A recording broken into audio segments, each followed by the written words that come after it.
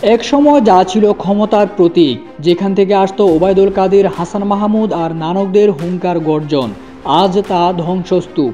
এটি কোনো 1971 সালের যুদ্ধ বিধ্বস্ত ভবন নয়। 5 আগস্টের পর অগ্নিসংযোগ ও লুটপাটে আওয়ামী লীগের কেন্দ্রীয় কার্যালয়ের বর্তমান চিত্র।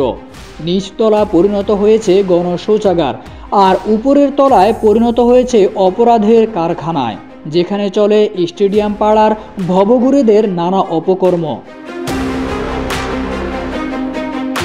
গুলিস্তানে অবস্থিত আওয়ামী লীগের এই কার্যালয় একসময় রাজনৈতিক শক্তির কেন্দ্রবিন্দু ছিল।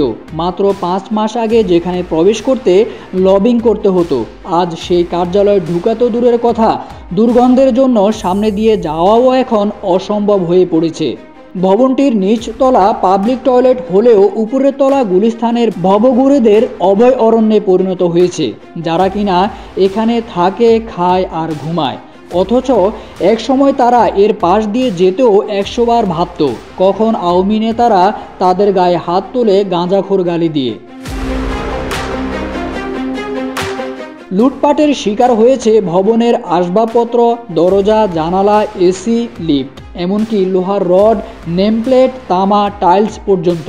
এছাড়া লুট করা হয়েছে কার্যালয়ের ভেতরে থাকা দলীয় নথিপত্র।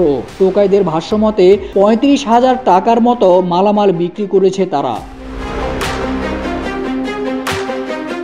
ভবনটি দেখতে আসা মানুষজন বলছেন, যেমন কর্ম তেমন ফল। কেউ বলছেন আওয়ামী লীগের লোকদের অত্যাচারে এলাকায় থাকতে পারেননি তারা। আবার কেউ বলছেন অন্য দল করায় তাদের বিরুদ্ধে একাধিক মামলা দিয়েছে আওয়ামী লীগ। তাদের অতিষ্ঠ হয়ে অনেকেই ঠিকমতো ব্যবসা করতে পারেননি বলেও দাবি করেন তারা।